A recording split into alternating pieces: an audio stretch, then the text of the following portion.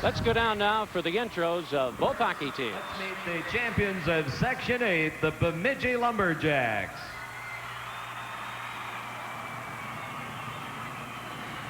We'll begin with senior wing wearing number 2, Tony Lind. Sophomore center, number 3, Steve Savard.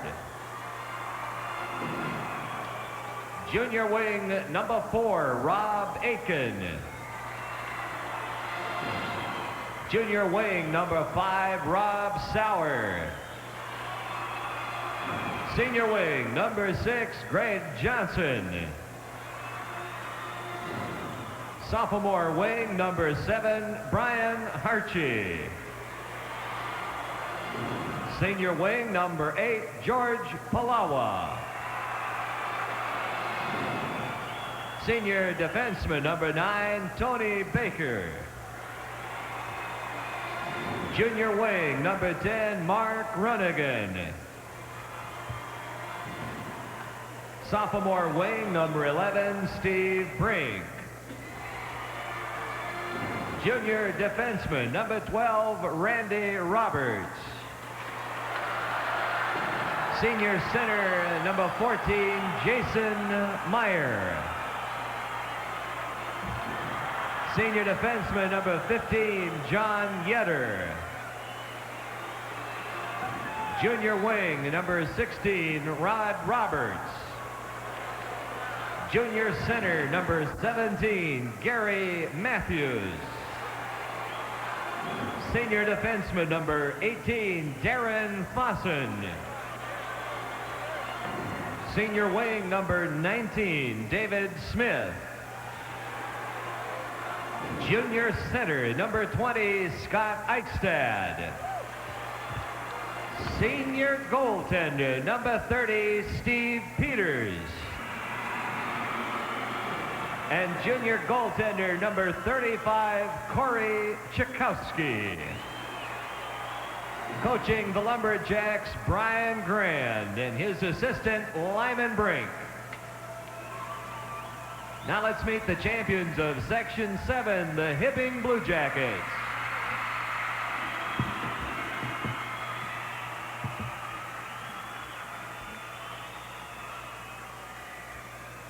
First senior goaltender, number 1, Rich Jacklin. Senior defenseman, number 2, Cal Huseman. Senior wing, number 3, John Schwartz. Senior defenseman, number 4, Joe Gostad. Sophomore center, number 5, Dan Kastner. Junior wing, number 6, Andy O'Brien. Junior center, number 7, John Rue. Senior wing, number 8, Paul Girardi. Junior wing, number 9, Scott Sunball. Junior defenseman, number 10, Mark Hardy. Senior center, number 11, Mike Sanborn. Junior defenseman, number 12, Steve Stavnis. Sophomore defenseman, number 13, Mike Johnson. Senior wing, number 14, Pete Wallers. Senior defenseman, number 15, Tom Pascuzzi. Junior wing, number 16, Tom Sullivan.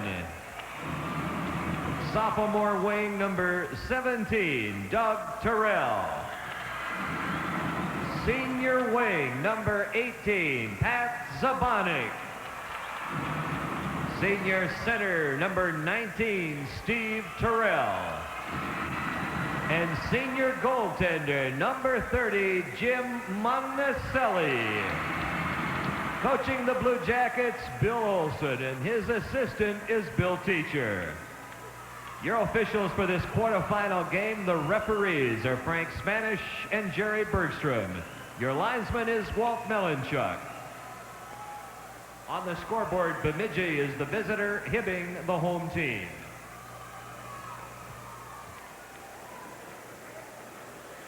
So we're ready to go with the last quarterfinal game of the tournament here in day one, and these two teams have met twice or once previously. This is the second meeting of the year. Bemidji won it 6-3. Lou, where's the key matchups here?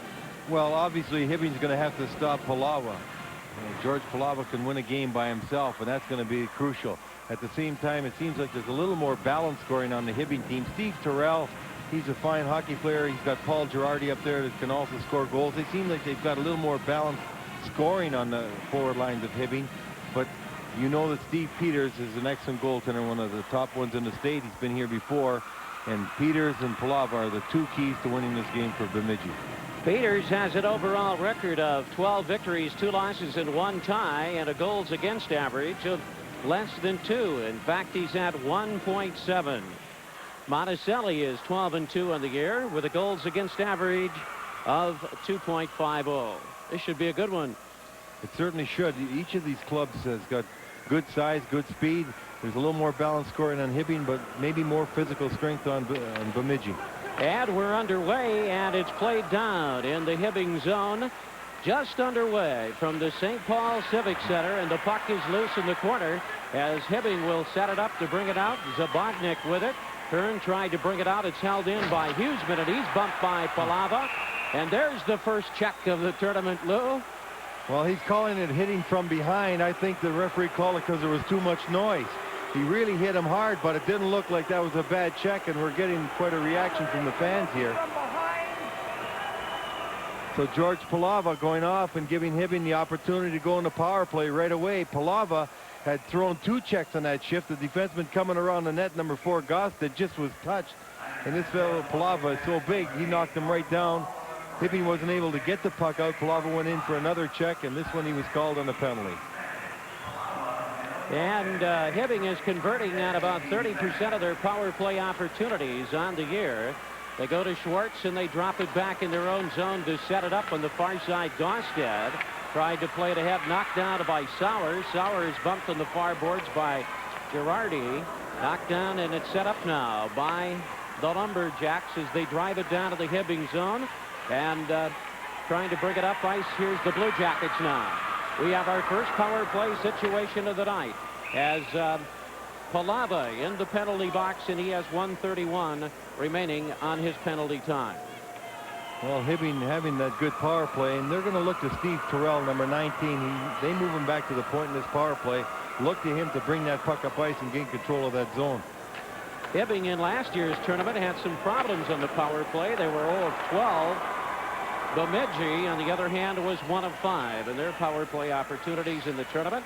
And we're down to 1:18 remaining on the penalty time as Hibbing will work it back out of their own zone. Palava in the penalty box. And it's played by Rue ahead into the blue line. Broke it up there. Knocked down and coming back out over to set it up is Terrell. Terrell with the puck, and he drives it down to the zone. Peters watches it go by, and we're down to 57 seconds remaining at a man advantage. Terrell with the puck. Off on the pass to Rue. Rue setting it up just inside the line. Taken away by Bemidji, and it's cleared out of the zone by Yetter. And Steve Terrell will go back to set it up. Gostad is with him. It's Monticelli in goal now for Hibbing. Played ahead on the pass for 35 seconds remaining at a man advantage, and it's taken away by Roberts, and he dumped it to the Hibbing line. And it's brought back in over the blue line, setting it up now. The man advantage going back in behind the net. Waller's with it. Waller's on the pass in the near wing. Back of the cage, it's set up. Going around the boards is Sullivan. Sullivan on the pass, and it's tipped away. Nicely done to moving it up ice. Here's Eichstad, and it's taken off his stick. And going back at the far boards is Wallers.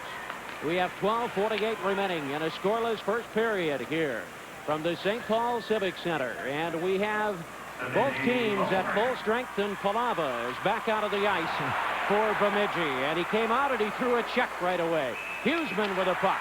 And he bumped into Palava, and down goes Huseman.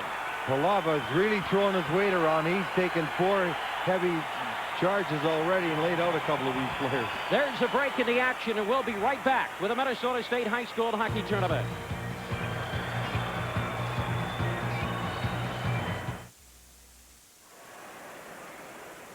George Palava taking a heavy hit right on Carl Huseman, and Huseman got up slowly.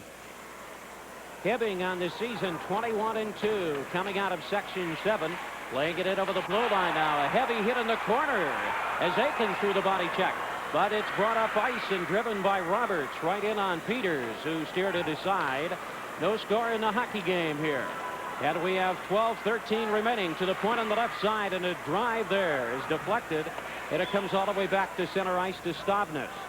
There's Stavnes with the puck, and he plays it down to the corner as Hibbing will change up a couple of players. Lou, and we have a stoppage of play. We're going to get a penalty here. We're going to have another penalty. Hibbing getting the opportunity to go on the power play again. Interference being called against Bemidji. Number 4, Rob Aiken sitting in the box. Hibbing getting another power play opportunity.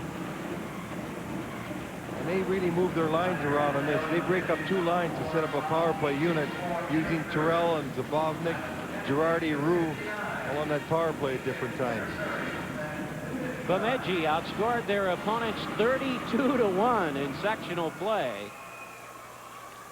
That is a phenomenal record there for scoring goals. And it's held in. A shot is taken by Roux, steered away by Peters, but it's held in by Wallers. And then taken away with it is Sauer to the blue line of Hibbing as the Blue Jackets go back to set it up. As they move it out of their own zone, 1:44 remaining into penalty time. And whistle and a stoppage of play in the neutral zone. 0-0 here between Hibbing and Bemidji.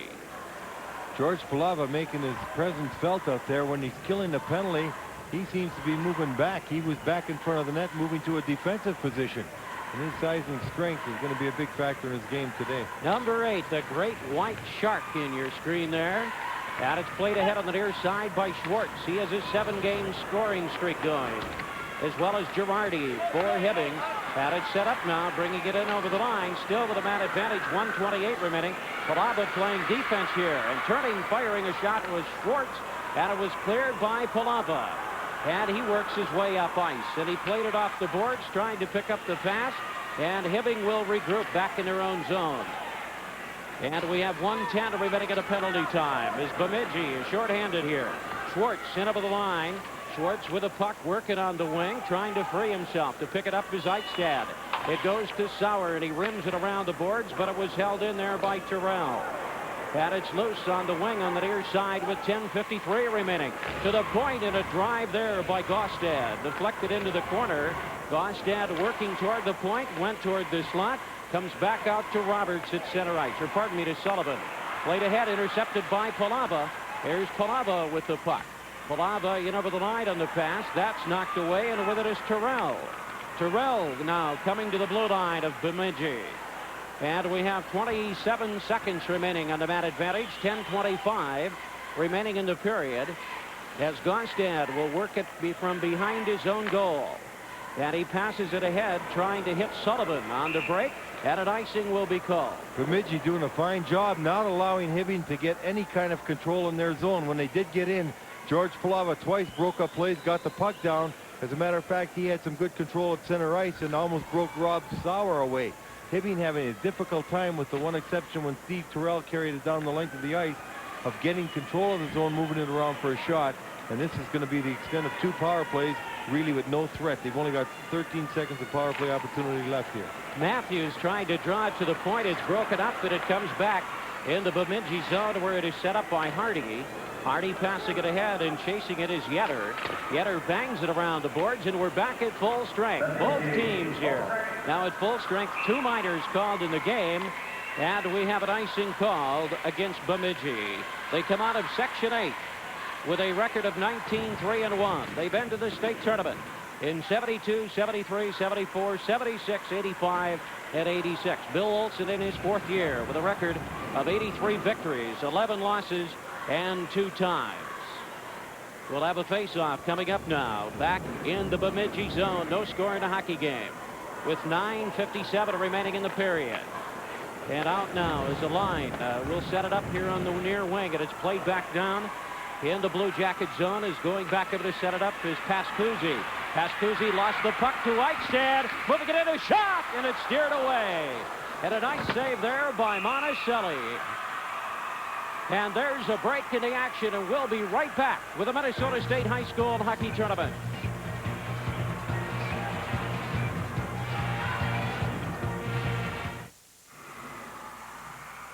Scott Eichstedt steals that puck, cuts to the center of the net, and as he comes across, the goaltender Monticelli plays him very well. He tries to draw him across and slide it in, but Monticelli was able to make the save. A fine play by Scott Eichstedt. But Jim Monticelli in goal didn't give him anything to shoot at. Smith, Eichstadt, and Lind are out as a forward unit now for Bemidji. Sullivan, Terrell, and Waters out for Hibbing. As Section 7 and Section 8 battle it here at the St. Paul Civic Center. And it's knocked down to the neutral zone. Coming back it over the line. It's Eichstadt over the puck. Tried to go off in the wing, but it's turned away by Hibbing. Back it over the line. This is Sullivan. Sullivan tried to pass it to Terrell, moving to the net. Back to the point. And a shot there was taken by Gaustad. And it's cleared on the break. Set up in the neutral zone by Smith. He's a little fire plug at 5'6" at 206 pounds. And the puck loose, and it's played back down in the Hibbing zone. And another check thrown by Palava, bringing the crowd here to their feet. Palava holding the zone. Palava off of the pass as he tried to go to Waters. It's loose now, and trying to set it up. Meyer, pardon me. Moved to right out in front. Shot and a goal. As Palava was in front of the net with Meyer. And Bemidji has taken a 1-0 lead. Well, Hibbing's got to be wondering how they're going to deal with a man that size in front of the net. He's right in front of the net, creating all kinds of problems for goaltender Jim Monticelli. And right after he had stolen that puck, got it in there, you see Rob Sauer here centering, and Palava just driving for the net. And he just, through pure physical strength, powered that puck into the net as he's being checked on both sides. Right here is Rob Sauer centering that puck into the middle. Palava taking both men as he goes into the crease and knocks that puck into the net. Actually, it could have gone off his skate, but it wasn't intentional. You see Rob Sauer's shot, and look at Palava just driving for the net. And his pure physical strength was enough to knock goaltender and puck into the net. That is goal number 27 of the year for Palava, who's 6'3" and listed at 240 pounds. And it's set up now, trying to move it to the Bemidji slot. It's turned away by the Lumberjacks. Back out over to center ice. Stavna's back from the far boards. Whistle, play stop. 8:33 remaining. There's a break in the action, and we'll be right back with the Minnesota State High School Hockey Tournament.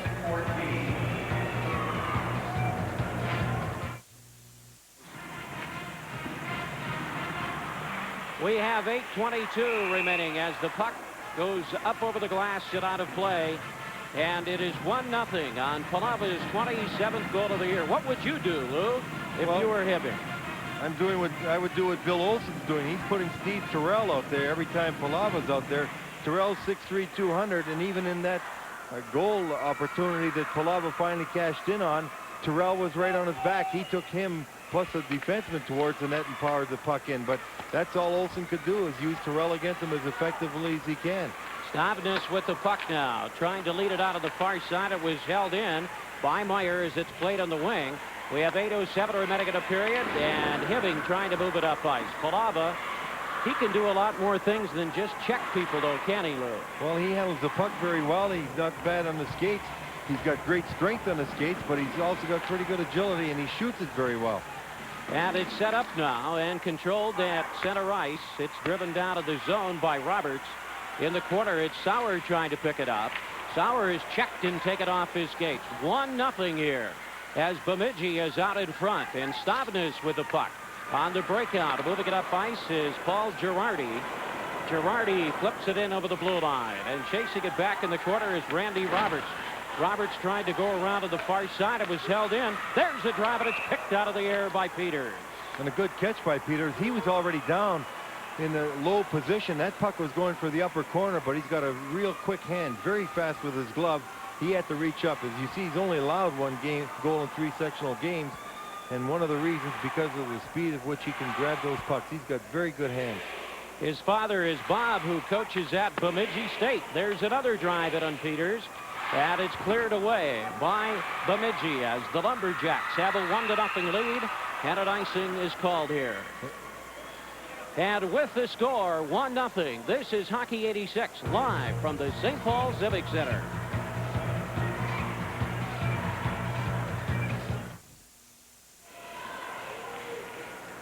Well, Steve Peters' dad also was a very fine goaltender. He didn't get the opportunity to play. He was declared ineligible too quick in North Dakota. And it's set up now. Bemidji back in the corner as Baker with it. Baker looking for help to clear the zone as it's moved up ice.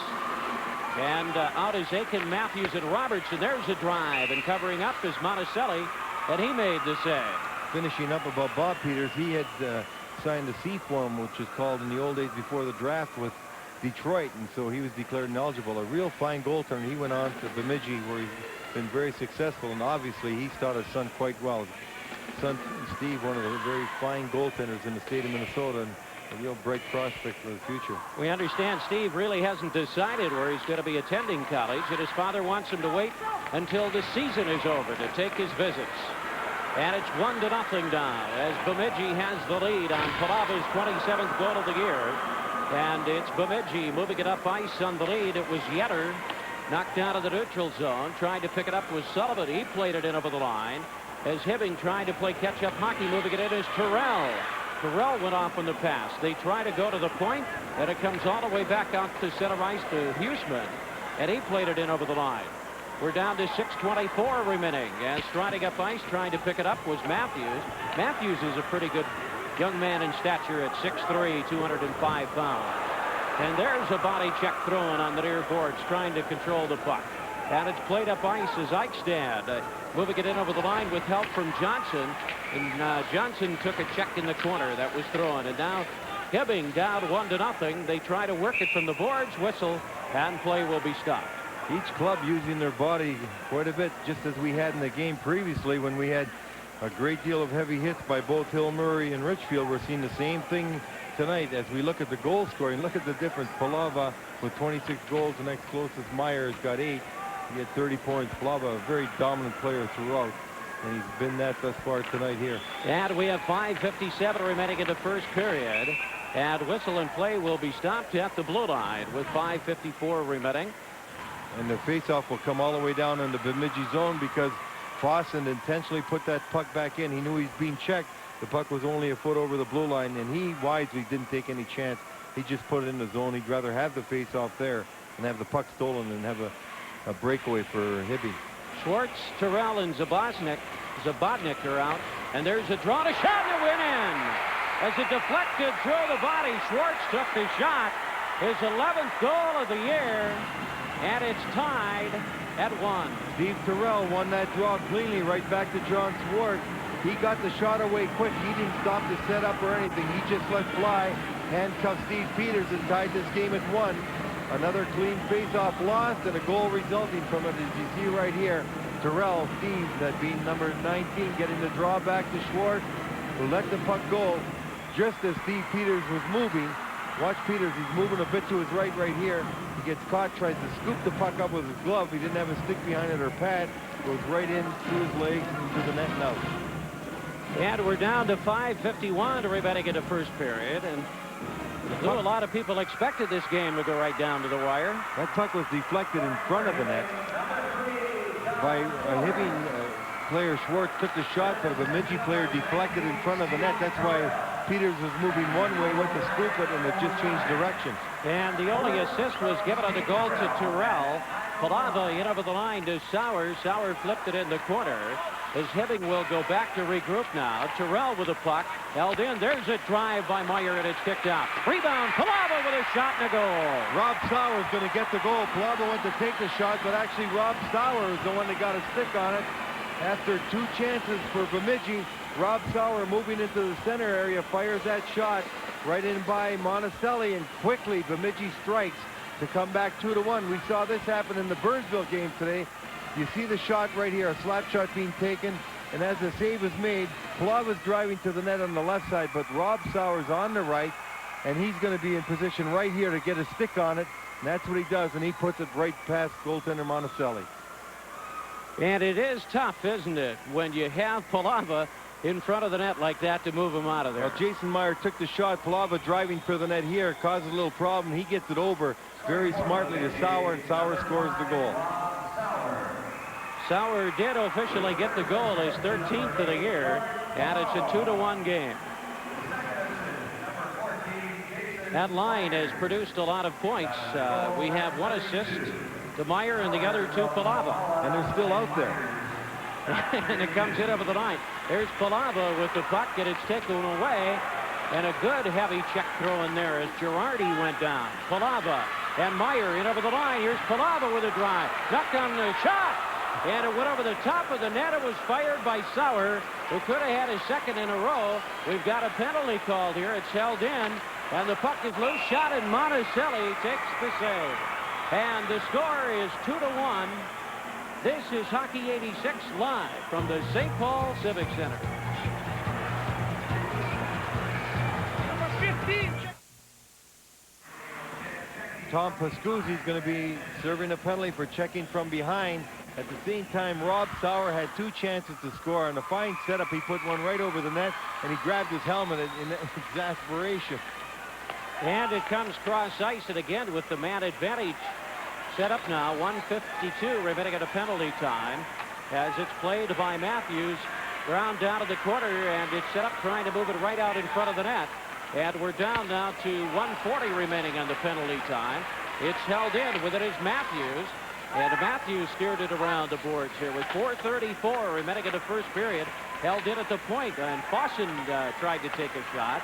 Fossen trying to work it loose, trying to get some help from Eichstad, who's there, trying to kick it loose.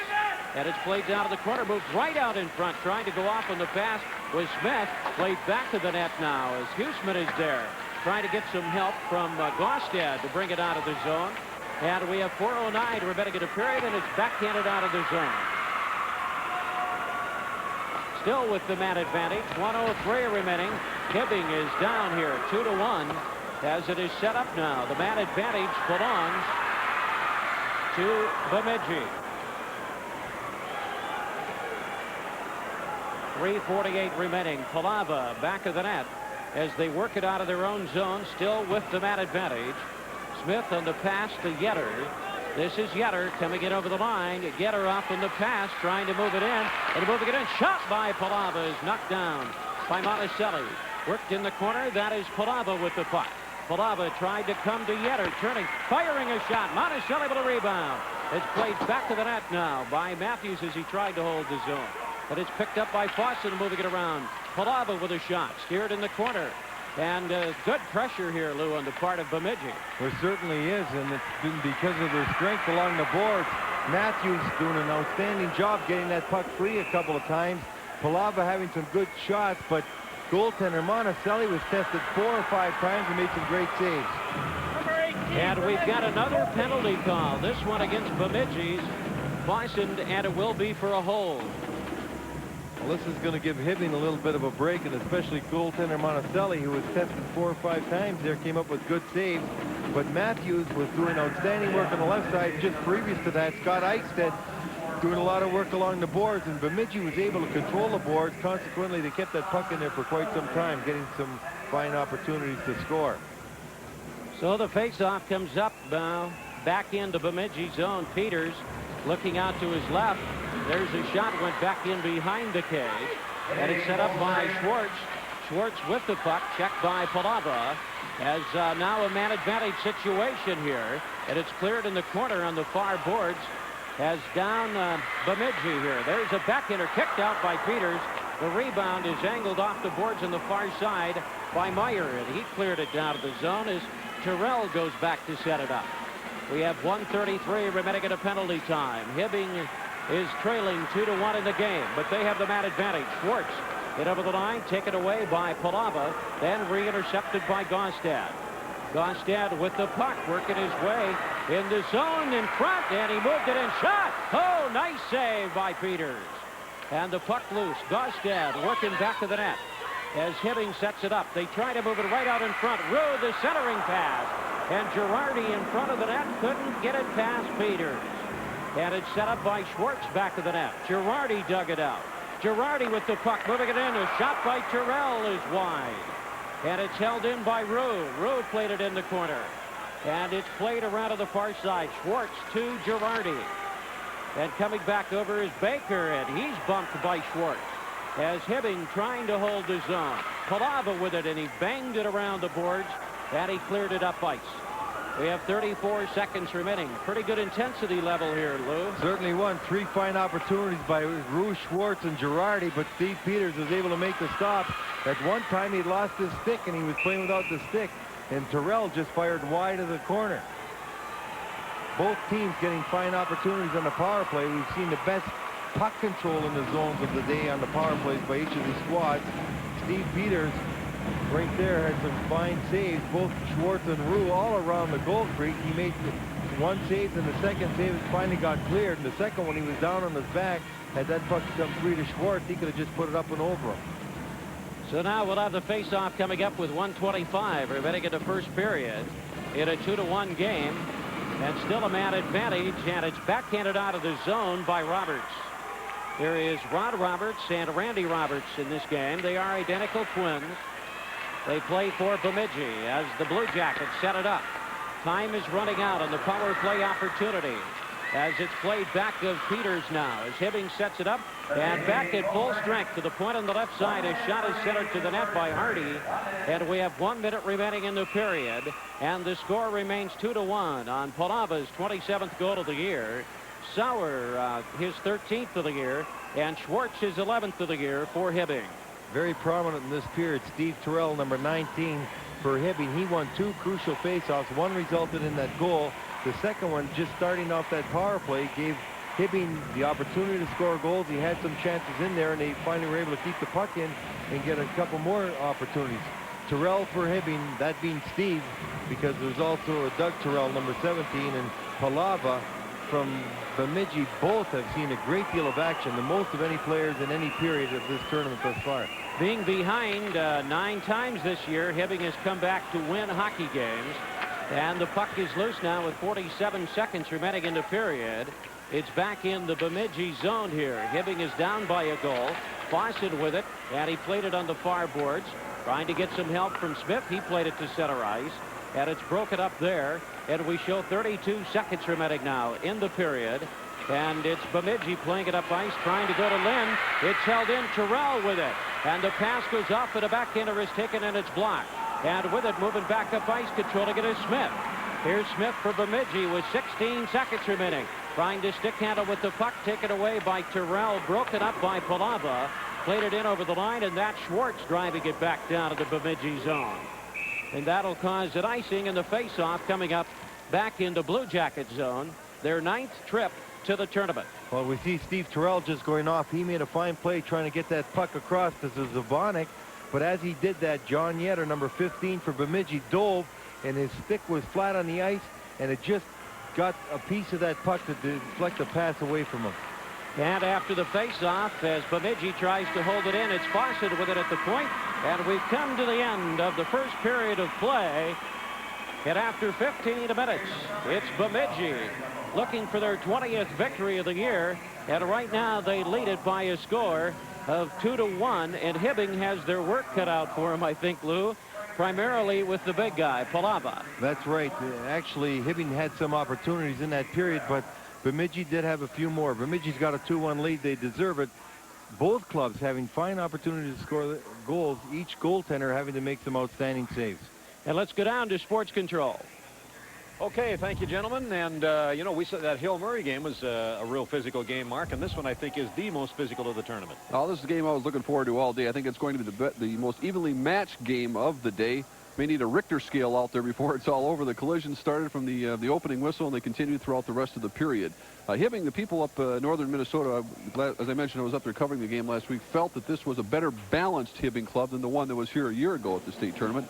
Perhaps their only weakness was that defense, where they lost all their players. All of them graduated last year. They had to rebuild their defensive people, and I think you could see that a little bit early in the first period. They were preoccupied so much with Palava that, in fact, the go-ahead goal by Rob Sauer was indicative of that. The Hibbing players were watching Palava. Sauer got the goal, and that made it 2-1 right now. The Blue Jackets don't look like they're going to back down to anybody at this point right now. Not at all. This is live continuing coverage of the 1986 Minnesota State High School Hockey Tournament.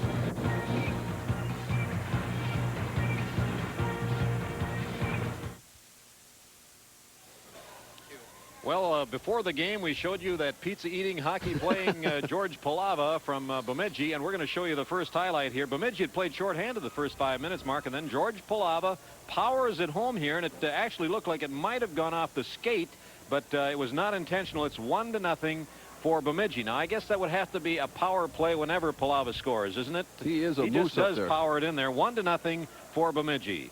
Hibbing came back to tie it up off the face-off here. John Schwartz, number 3, will get the shot in. It actually went off a Bemidji player, deflecting it in. The referee did rule. It was in good position. He ruled it a goal. As you can see, it clearly cleared the red line, and that made it 1-1. John Schwartz getting credit for the goal for the Hibbing Blue Jackets. And how often have we seen during this tournament now where one team scores and just a few seconds later the other does that? And that's what happened here is Bemidji. Number 14, Jason Meyer, gets the shot off. And number 5, Rob Sauer, gets the goal. And that's the way it stands right now, 2-1 for Bemidji. Hibbing had some great opportunities to tie it up, but Steve Peters, number 30, as we mentioned, one of the top goalies in the state, was equal to the task. At 5'9", 135 pounds, he's a very agile goaltender. Senior Steve Peters stopping Hibbing right there, and that still makes the score 2-1 Bemidji at the end of the first period. That's where we stand right now. What did we say? Who is Tony coming up with now? Let's check down on the ice. Tony? Well, we're up here in the stands with the Bemidji Pep Band, and Robin Hart is here. Robin helped create this rap, and it's an exclusive. We're going to hear it right now, live and in livid color. Go. Okay, you ready, guys? Hey, see, we are the Jacks, and the Jacks are the best. Number 1 above all the rest. Do we see some doubts? Say we don't jest. Come on down, and we'll put you to the test. The colors are blue, white, and blue, but when we're through with you, you be black and blue. And worn out, too, because we are true when we say that we skate all over you. We got Pitt in the net. Gonna stop that buck? You bet. See that light? The light is red. We scored on you.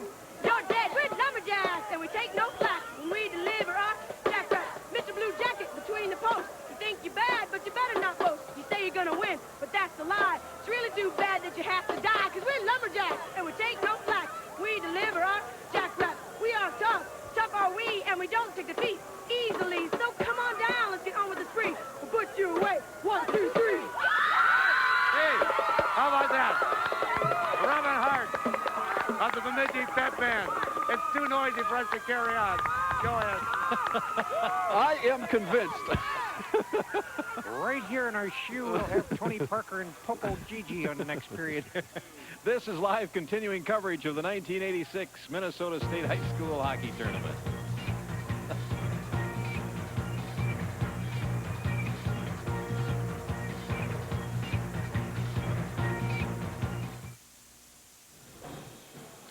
The Bemidji Lumberjacks are performing on the ice and off the ice, as we just heard. They're leading Hibbing 2-1 at the end of the first period.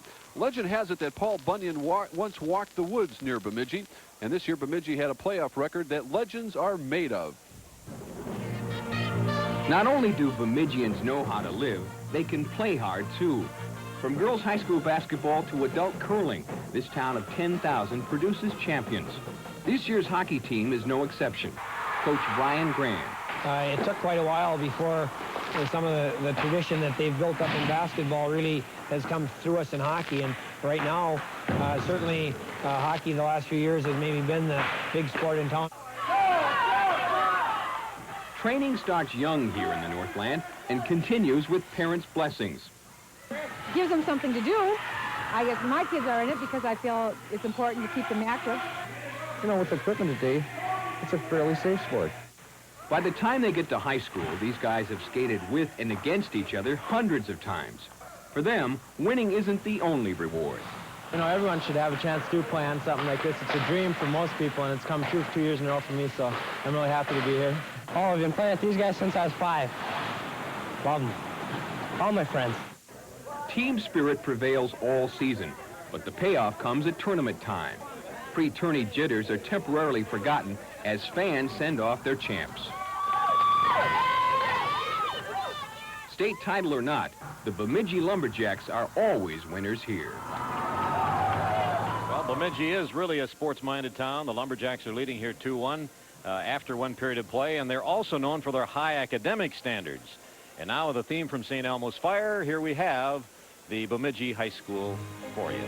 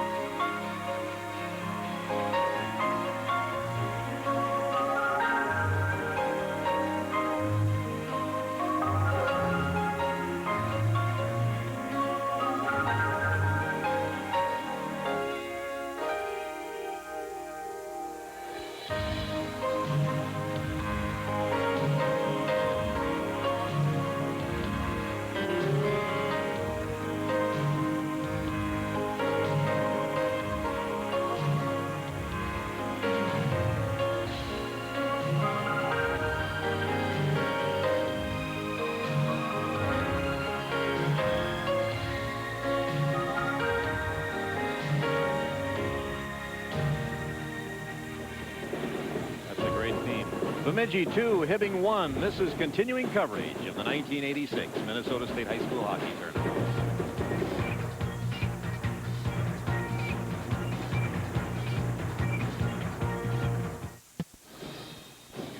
Before our second period begins, Ralph, we have a basketball score from Williams Arena tonight. Purdue defeated the Minnesota Gophers. That final was 64-63. The Gophers, the hard luck losers tonight to Purdue.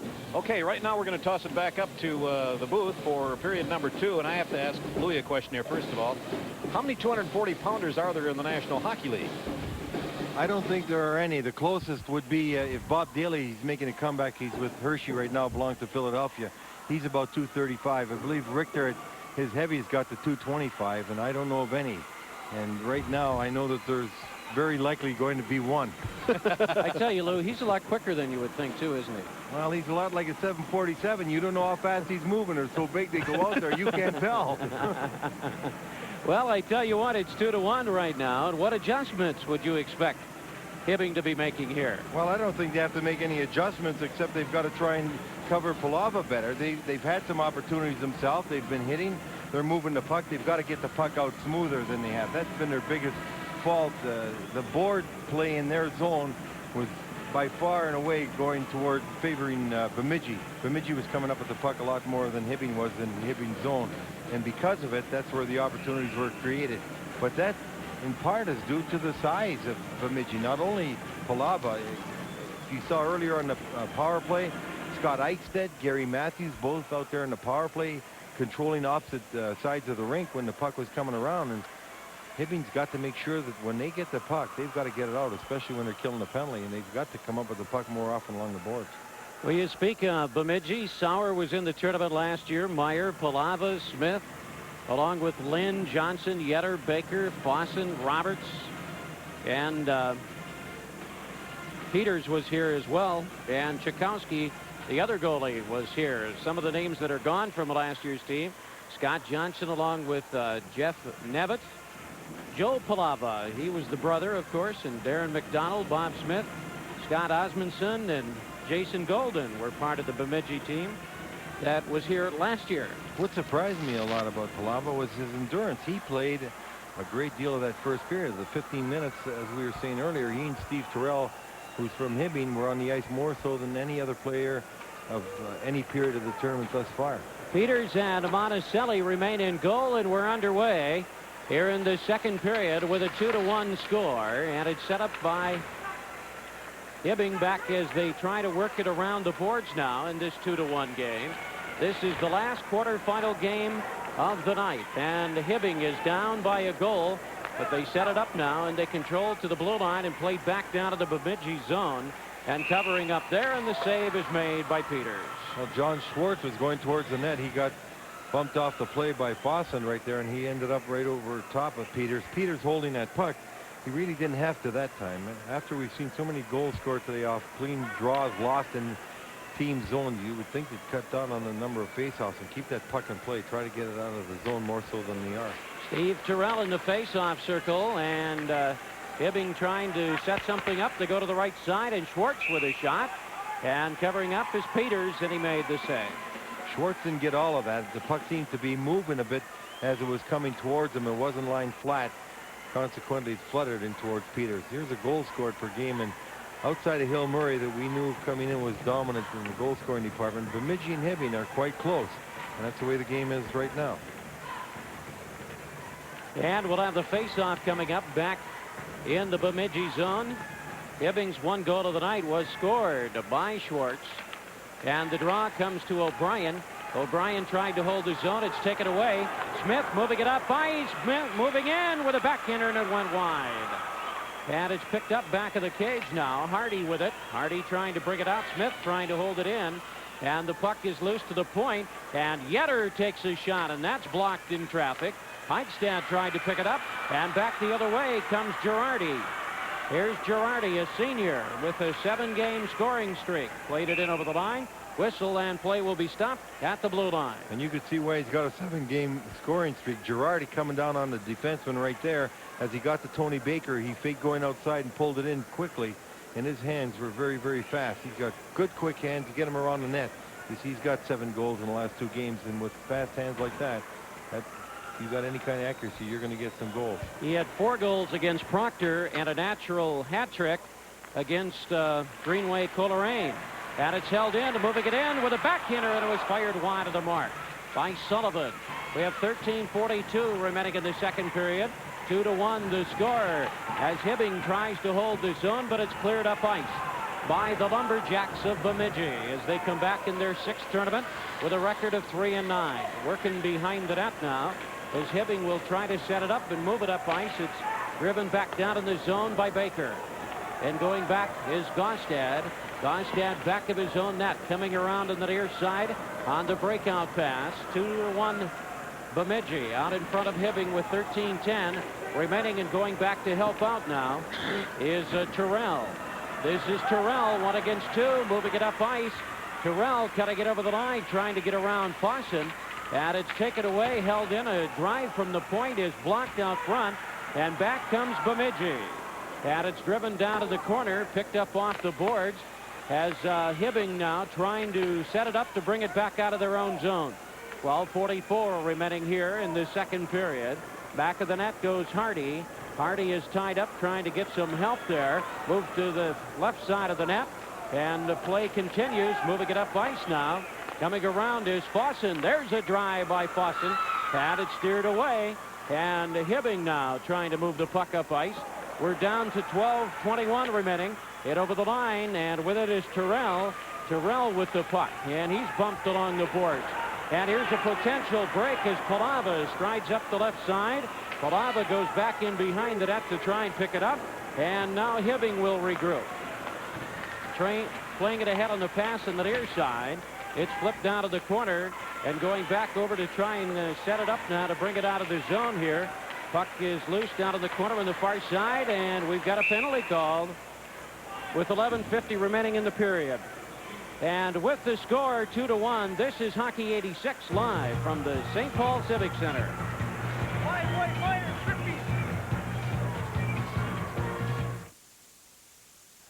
Well, we see Dan Kasner serving a penalty for tripping, and now Bemidji getting the chance to go on the power play and get another goal, leading 2-1 with 11:50 to go in the second period. Bemidji on the power play. And so far, Bemidji is 0 of 1 on their power play opportunities. We've had 3 goals scored in the game. All of them have been at equal strength. And Yetter with the puck, and he drives it down to the corner. And it's banged around the boards on the far side. Sauer holding the zone. Sauer moving it in. Shot hit the side of the net. Picked up by Meyer. Meyer with the puck. And the man advantage on the wing. It comes to Yetter. Yetter with it going cross ice, and it's tipped to the neutral zone as Baker will go back and set it up. Baker to Yetter with 1:29 remaining in the man advantage. John Yetter, a senior, and he drives it down to the corner as going back of the cage now is Pascuzzi on the breakout, tried to go to Terrell. It's held in. Bemidji with the puck and the man advantage. With it is Meyer. Meyer moving to the far side of the net as we look at it from our vantage point. And it's picked up, and it's still held in. Meyer back, and there's a drive. And it was by Baker wide. Right out in front of Monticelli, cleared by Hardy. And he banged it out of the zone. Well, Palava just goes in front of that net, and he takes anybody that wants to come with him. And there's just no chance for Monticelli to see that puck. That's why Bemidji defensemen are trying to shoot it at the net. If it goes towards the net, he's going to be well screened and have a difficult time making a save. And we have 40 seconds remaining in the man advantage. That is Palava with the puck. And Sowers, they try to set it up. Monticelli steered it in the corner. And it's dug out by Palava. Palava working back of the net. Sauer is there. 26 seconds remaining at the man advantage. They go to the point to Yetter. Cross ice to Fawson, and his drive is steered away. And Girardi clears it out of the zone. And John Yetter will go back to pick it up. And we're down now to 10 seconds remaining in the man advantage as Bemidji leads in this hockey game by a score of 2-1. And Hibbing's going to be back at full strength right now as Kasner comes out of the penalty box. And whistle, and play is going to be stopped at the blue line. Well, Bemidji constantly try to get that puck back to the blue line so that they could have those fellas in the point shoot towards the net with Palava in front of the net. Palava was doing a real good job screen, the goaltenders, we look at the goals allowed per game. Hill Murray again leading, but Bemidji and Hibbing very close, as the records indicate, coming in. 2-1 to score with 9:46 remaining. And with that score of 2-1, this is Hockey 86, live from the St. Paul Civic Center.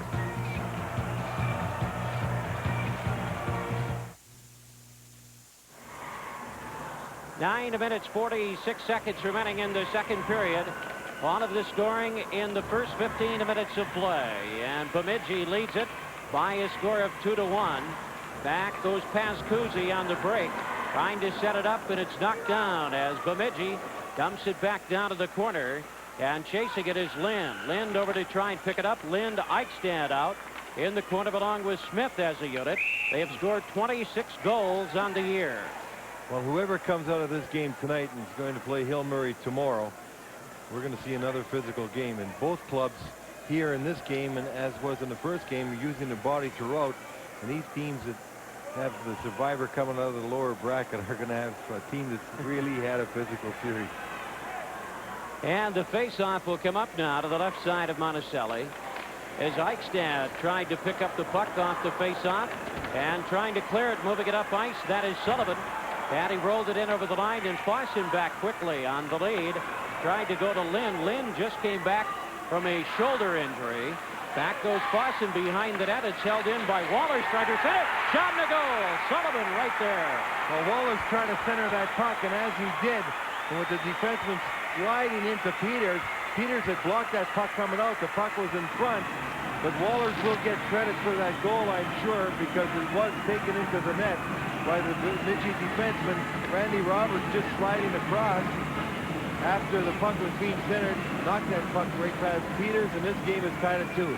You look at number 14, Pete Waller trying to center it right there, and as he does, Roberts, who comes sliding across, he thought that Sullivan was going to get a stick on it, number 16 Sullivan. I don't believe he did, and Roberts just was able to hit that puck past Peters. Wallers will get credit for the goal. And it would be his 18th goal of the year. Should be unassisted, too, on a play like that. Palava has his 27th of the year, and Sauer is 13th. And it's a 2-2 game here from the St. Paul Civic Center. As Bemidji and Hibbing, they played once earlier this year. That resulted in a 6-3 decision for Bemidji. And it's set up now, moving it up ice. That is Schwartz to Terrell. The pass to Terrell, and his drive tipped by Schwartz, and it went in. As Terrell fired it from the point, and Schwartz may have tipped it in. His 12th goal of the year. Schwartz did tip it in. Terrell coming across the blue line, goes to the far side, and he shoots the puck towards the net. John Schwartz doing what you're supposed to do. Go to the net when a man is taking a shot, goes to the net, arrives at the same time as that shot or pass, as we'll see 19 here. Terrell turn around, slide it towards the net, and there's Schwartz right there deflecting it right in front of Peters, and it goes into the net. John Schwartz should get credit for that goal. Steve Terrell on the assist. Number 19 here, Terrell, sliding it towards the net, and there's Schwartz right there deflecting it past Peters, and it just makes it over the line. The whole puck's got to go across the line to count as a goal. 29 seconds apart, Lou. They come up with a couple. Boy, we've seen that a lot today. The Burnsville game had a few of those, and we're seeing a couple here tonight. And Schwartz coming up with his second goal of the night, his 12th of the year. And Terrell getting his 28th assist of the year and the second of the night. Now moved in, a shot. Oh, and it was fired tipped wide as Sauer took the shot. And we have 8:20 remaining here. And whistle and play is going to be stopped for advancement of the puck. There is a break in the action. We'll be right back with the Minnesota State High School Hockey Tournament.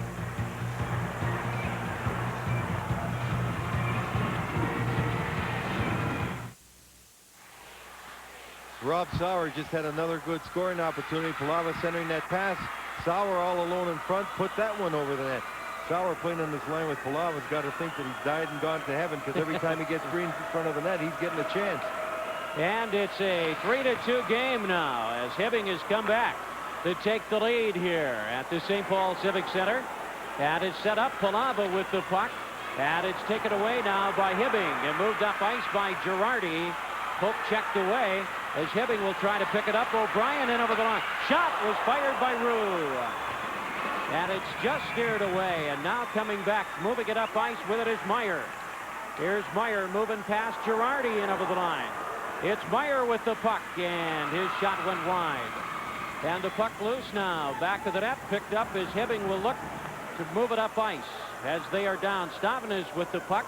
Tried to hit Rue in the lead, but it doesn't work, and that will cause an icing. Even though we've had a great deal of physical contact in this game, we've had a number of scoring opportunities by both clubs. They're playing quite loose in the zone. They're each going for scoring opportunities.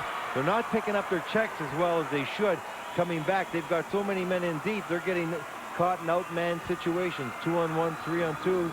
Consequently, the goaltenders have got to be sharp. Well, we're going to get more goals in the rapid fire here. And it's set up now by Roberts on the far side, coming over to try and help out. In a 3-2 game, Hibbing back in their own zone as they work it up ice on the lead. Sullivan trying to catch up with it, and it's picked up now going back to the net as Bemidji will try to work it out of their own zone. Smith with it to center ice. That's broken up by Gaustad on the wing. He goes to Sullivan, played in over the line, and we're down to 7 minutes remaining in the second period. Hibbing is leading in this game 3-2. With it is Wallers. Nice pass and a shot, and covering up is Peters in front of the net. Well, now Hibbing's feeling that puck, having that puck turned over, and a fine pass there by Wallers as he slid that puck across to Sullivan. And goaltender Steve Peters, as he looks a little exhausted right now, getting a few opportunities to make saves all alone. You see the pass across, and there's Peters standing his ground, making sure he makes a save, covering up on a rebound. Hibbing getting a fine opportunity there to increase their lead. And again, great support from the Minnesota hockey fan. 17,759 here tonight. 35,392 for the day. And the face-off coming up back to the right of Peters as he looks out. It's a 3-2 game with Hibbing out in front here. Both teams at equal strength in the second period. As the puck is loose along the boards, and it's played back up ice now as Bemidji has the puck coming up ice. Roberts chasing it. Roberts with it, tried to go to the centering slot area, but it was cleared by Schwartz on the far boards. And it's loose at the point, held in by Roberts, and he took a shot, and Monticelli made the save. Well, Rob Aiken fighting the checkoff there, allowing the defenseman Roberts to get that puck back on the blue line, take a shot, but Monticelli wasn't going to take any chance. If we look at Brian Grand, he scored 4 goals in the tournament. He played on a state championship winner, and there's only been 2 other coaches, one of the Michaela that's played and coached championship winner, and he'd like to be the 3rd. He has a record of 126, 96, and 4 in his 10th year. Fine puck handler when he played at Bemidji State after playing at Rosen. And it's moved up ice now. Hibbing with the lead. They play it in the neutral zone, take it away, and then broken up again by Hardy. Hardy trying to hit Terrell on the lead, and it's knocked down and played back down in the corner in the Hibbing zone. 6:05 remaining here in the second period. 3-2 the score. Hibbing with a couple of goals in this period. One by Wallers, and the second of the night by Schwartz, as Bemidji tries to hold the zone. Played back, and it goes up over the glass and out of play. There's a break in the action, and we'll be right back with the Minnesota State High School Hockey Tournament.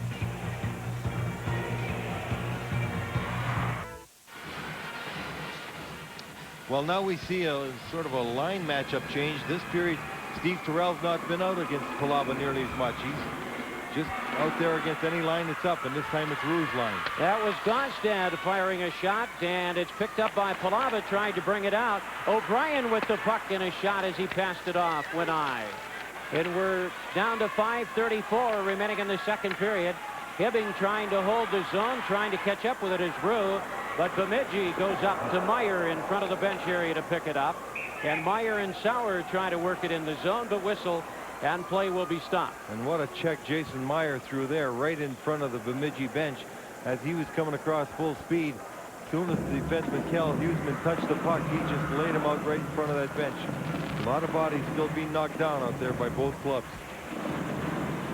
Hibbing is in its ninth trip to the tournament, and George Perpich coached him to 5 tournaments, coached 20 years up in Hibbing.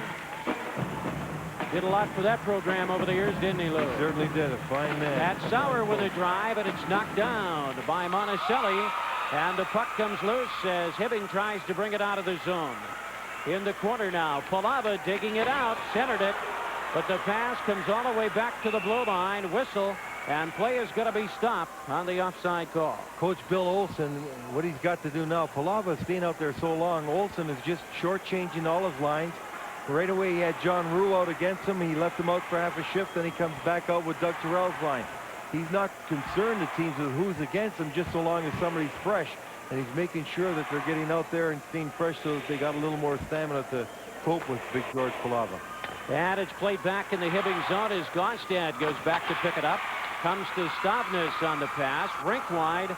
They move it up ice now as Terrell looking for the pass coming in over the line. Went behind him as Schwartz down in the corner tried to pick it up.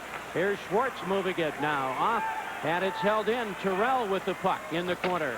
Clausen and Terrell bump one another. It comes loose, and it's cleared by Roberts. Roberts with it, leading to Eichstad. Eichstad lost it at center ice, and a heavy hit thrown there.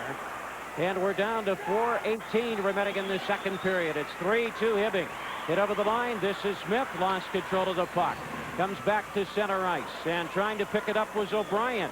It's taken away there. Played to the Hibbing blue line. Gonstad quickly ahead on the pass.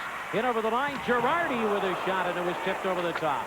Banged around the boards. Trying to go on the wing to Lynn. Trying to bring it out. It's held in at the point, and a shot was taken. Whistle and play will be stopped. There's a break in the action, and we'll be right back with the Minnesota State High School Hockey Tournament.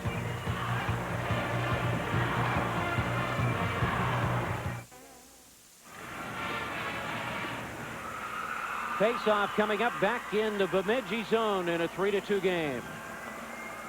Plenty of time here for Bemidji to come back, but Hibbing continuing to put on pressure and getting some fine chances. And the face-off, both teams at equal strength. The draw to the point. Hardy with a shot, and it comes to the right boards as Rue trying to hold his own. And it's picked up, move it up ice. This is Matthews in over the line. His shot is fired wide. He had Roberts on his left. And it comes back, and it was held in at the point by Baker, and there's a drive. Tipped off the glass, trying to center it. Monticelli to his left on the short side, stops the action. Well, Gary Matthews going in to try and get that puck lodged free from Monticelli, but he was quickly taken out by a couple of Hibbing defensemen. Hibbing had a real good opportunity down in their zone, but momentarily, when they get control of that puck, they're looking for someone to pass to rather than letting fly with that shot. They've got to get that puck away quicker and not allow Bemidji time to set up and defend against it. They're not moving the puck as smoothly as they can in Bemidji's zone, some of it because of Bemidji's checking. And the score remains 3-2. Hibbing out in front. They have both the goals here in the second period as Sullivan moves it up ice to Wallers. Wallers has one of those goals in over the line. Wallers tried to go to Terrell. That passing combination didn't work. 3:11 remaining. And going back is Yetter. Yetter with the puck trying to lift it out to Palava. Knocked down by Gonstad. Puck loose at center ice. And Palava turned and he whipped it down in the Hibbing zone. As the Blue Jackets go back to set it up. And again some heavy work. Pascuzzi with the puck on the far side to Gonstad. Looking for help to bring it out of the zone. Hibbing leading by a goal. They try to hit Wallers on the lead. And Bemidji drives it back in the corner. As the Lumberjacks are down by a goal as they try to hold the zone. Palava is there with Sauer, but he was forced away from the play. Angled off the boards as they try to hit Wallers on the lead. And Fossen will go back, and an icing is called against Hibbing. Bemidji there improving their forechecking up to that point. Hibbing had been putting more pressure on the Bemidji defense, and because of their quick forecheck, they were keeping Bemidji off balance. But George Palava right there, a big strong fella and a quick forechecker, he's getting on the people quick, and when he does, he's making them pay for handling the puck. and they're getting control of that puck now. Dan Fosson with it at the point, and he took a drive, but it was steered away by Monticelli. It remains 3-2. Smith back to the net is tied up by Terrell. Right out in front, a shot taken, and it was taken by Eichstad, and it was played behind the cage and played to the point over on the far side to Roberts. Roberts is bumped, but he played it behind the cage. On the wing trying to get off a shot. It went from Smith, but it was blocked, and now Schwartz comes back.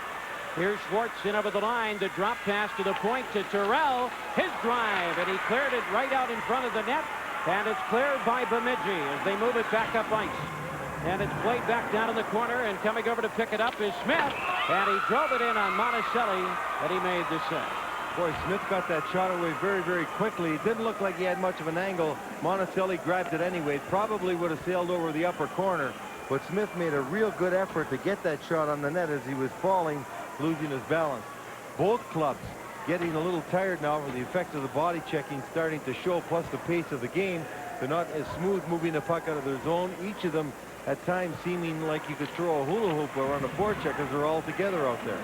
It is Gostad with it to Girardi. Girardi tried to hit Rue on the lead pass, and backing over the line, moving it in. There's a shot. It was taken by Baker, knocked down, held in, and another drive by Matthews is blocked, and it's moved up ice by Rue, but it's poke checked away by Getter. Held in. Girardi with a drive, and it's picked out of the air by Peters. Girardi trailing on the play there. He was able to walk in over the blue line. He set himself for a good shot. He got a lot of wood on it. Again, another high shot. It's a little easier for their goaltenders to handle those. When they're up high, they can see them, and they're able to grab it. Here you're going to see the puck lost, but Girardi, following the play up, sets himself for a good shot from 35 feet out, and Peters grabbed it. And Hibbing has a 3-2 lead, and they have the puck. And there's a shot by Girardi, and it's steered in the corner. With 1:05 remaining in the second period, and we have a penalty called in the corner. And action is going to be stopped. And heading to the penalty box. Man advantage here, Lou. Gary Matthews going to be hitting from behind. Blue. Minor from behind, hitting from behind. Gary Matthews going off, checking from behind, and Hibbing in position now to score a goal near the end of the period with a power play and the lead of 3-2, a minute and 1 second to go in the period. Hibbing sitting where they'd like to be. You'll see Gary Matthews here as the puck goes in a corner, coming from behind, checking the Hibbing Blue Jacket forward down. The referee instantly calling the penalty. This is where Bemidji drops Palava back around the net, making sure that he can control the front of the net so no one's in front screening. He's getting a lot of ice time, isn't he? We have 1 minute remaining in the second period, and it's moved up ice by Meyer.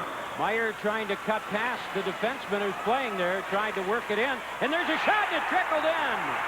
As the shot was taken, and it will go to Sauer. Rob Sauer trailing up Meyer. Meyer made a good move. It looked like he was going outside, then one-handed he pulls the puck in. He pulled it right through the defenseman. The goaltender lost sight of it. Rod Sauer follows the play. Watch Meyer going to the outside. One hand he's going to pull that puck through. Number 5 will be coming into your screen now, and he goes towards the net as the puck sails towards the front. Everyone loses sight but Sauer, and he just shoots it at the last moment. Monticelli tries to make the save, gets only a part of it, and it trickles in. Here's Meyer. A good little move as he pulls the puck inside. The puck's free, and Rob Sauer follows the play up and lets fly right there. And that's a shorthander, Lou. And a big boost for Bemidji at this time of the game. And we have a tie game at 3 apiece with 47 seconds remaining. Goal coming at 14-13 of the period. A good view of what Monticelli was looking at.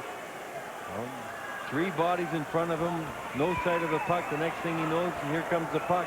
Tried to close his legs, but not quick enough, and Rob Sauer got another goal. That is 49 goals now for the line of Sauer, Meyer, and Palava so far this season. 1 assist was given on the goal, and the 3rd of the night for Meyer. Well, Meyer made the real good play. He took the puck, went to the outside. He's got good speed, and he tried to cut for the net. He was effectively taken out by the defenseman, but he brought the puck through one-handed, and it just was free for Sauer. And we have 40 seconds remaining in the period here. And coming back over to set it up now. It's played ahead on the near wing, broken up by Gostad. Gostad in over the line, but whistle and play will be stopped with 1:30 remaining in the penalty time. John Schwartz didn't quite get out of the zone in time, so we've got an offside face-off right outside the blue line. And Hibbing trying to get that lead back as we get a power play advantage that just backfired on them. Bemidji had a 1-0, 2-1 lead. Then they fell behind 3-2. And now they've tied it up at 3 with 23 seconds remaining here in the second period as the Blue Jackets will work it up ice. This is Girardi. Girardi dumps it down. Back in behind the net goes Palava. Palava working the wing as Hibbing trying to hold the zone. And a check against Rue as he was taken down. And a drive by Terrell. And the save is made by Peters. And Terrell took the shot. He was waiting for Schwartz to cut across the middle and give a screen, as did Paul Girardi. And at the same time he let go. There was only 1 second to go in the clock now. And Steve Peters made the save. I'm surprised that Hibbing doesn't pull their goaltender. Bemidji wouldn't have time to score. You might as well have another man up front screening to try and get that shot away on the net. There's only a second left in the clock. Steve Terrell missed the entire sophomore year with a knee problem. He came back, then I believe broke his ankle. Okay, here goes Hibbing's goaltender now. They are going to pull it. And we'll have the face-off. The puck is dropped, and we come to the end of the second period of play. And we've got a great one going here between the Blue Jackets and the Lumberjacks. And I don't think, Lou, anybody expected anything any different than the 3-3 tie that we've got going right now. Well, I think the 3-3 tie is fitting for the way the game's been played. Each club's had good opportunities. They've both been bodying each other very effectively. The goaltenders have had to come up with some good saves. Each club now in a position to win the game, and that's the way it's been all game long. Very even hockey game. And we hope you're enjoying it. Let's go down to Sports Control. I'll tell you, Ralph, we've seen more hitting in this game than we did in a lot of Viking games we saw this last fall.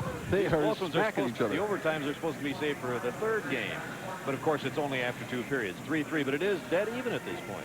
Well, Hibbing, really a trademark of the Hibbing teams over the years, even under George Perpich, of course, to their current coach, Bill Olson, has been their aggressive play no matter what their size. And we saw the Blue Jackets come on and play that way early in the second period when they trailed 2-1. They actually took over play, but that shorthanded goal has certainly given Bemidji a lot of momentum going into the third and maybe final period. You know, you wonder how long that George Palava line can stay out there, how many minutes of the game they can play, because there was a point in that second period where the Palava line did look a little bit weary, and now they still have a period to go. Tony Parker's back down on the ice, Mark. Let's see what he's up to. Hey, guys, you know, we've had mothers on, we've had fathers on, sisters, brothers, former teammates, and so forth. But how about having the physician in attendance when 5 of these Hibbing players were born? That's Dr. Ben Owen. Benny, you were there, right? I was there. And tell me one thing. Yes, sir. Did you ever have a chance to look at one brand new and say, this guy's a great wing? Well, I could tell I'd be the fenceman. Yeah. Over these years, how many of the hockey players at Hibbing have you had that experience with? Well, you were in attendance at birth. Oh, I've delivered about 4,000 babies, but I don't know how many hockey players. I never kept track of them. Okay, you're sort of the unofficial team physician, is that right? No, I do that work for the school. Of course, we have others that rotate through it. Volunteer work. Okay, you've seen some of the great ones up there in the range as far as hockey players? Yes. Mention a couple of your favorites. Joe Micheletti, Pat Micheletti. Mayasich? Come to my mind, Mayasich was before my time. I'm a young fellow. How are these kids compared to how the kids used to be? These kids are every year we say we got a better group, you know. But I mean, this is an awful nice bunch of boys. Doctor, a pleasure to speak to you. Good luck to you. Thank you very much, much, Tony. Okay. Very good. All right. How about that? I love it, Tony. I'll tell you, I was up in Hibbing, as I mentioned last week, and you really do get a sense of community pride in what these hockey players mean to the city of Hibbing. And as many, believe me, as could possibly get tickets are down here rooting on the Blue Jackets tonight. I wonder when the babies are born, do they whack them with a hockey stick or put a hockey puck in their basket when they send them home? They do love their hockey in Hibbing, and this is continuing coverage of the 1986 Minnesota State High School Hockey Tournament.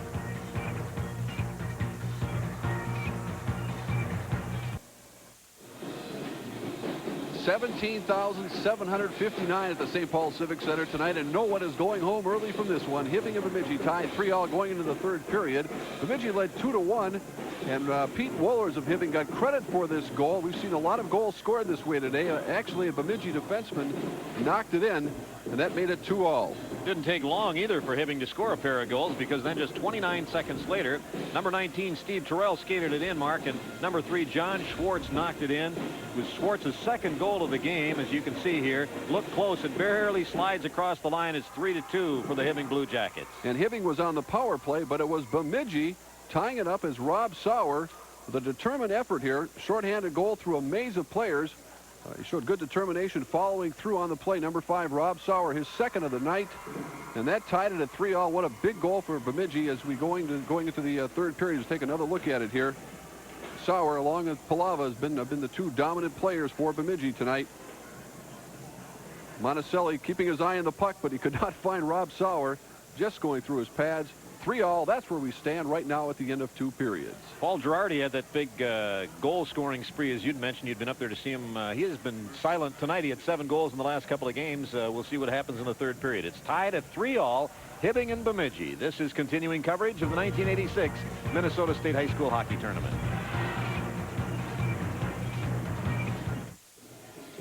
Well, Hibbing High School is a source of pride in the community. Faculty and students emphasize academics, but they do have a little fun there, too. And here's Hibbing High School learning about the walks of life.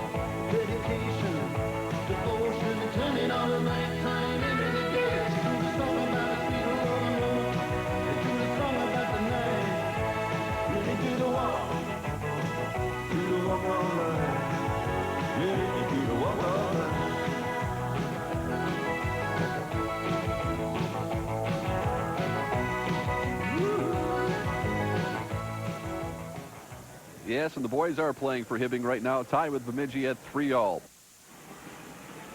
Well, our coverage started, over 11 hours ago here at the St. Paul Civic Center with Duluth-Denfeld beating Bloomington-Jefferson. It may be approaching midnight before this one gets over with, guys. Think overtime. I'd rather not. Take it away, Louie. You got to keep thinking positively, and as you tell the hockey player, picture yourself scoring a goal. So I'm hoping someone down there is picturing themselves scoring a goal. It doesn't matter which team, just so long as we get it done, because this game should be a 1-goal difference. Right now, the shots on goal, Bemidji's got 20, Hibbing's got 19. The game's been that even throughout. It should only be a 1-goal difference at the end, and hopefully the end will come in another 15 minutes.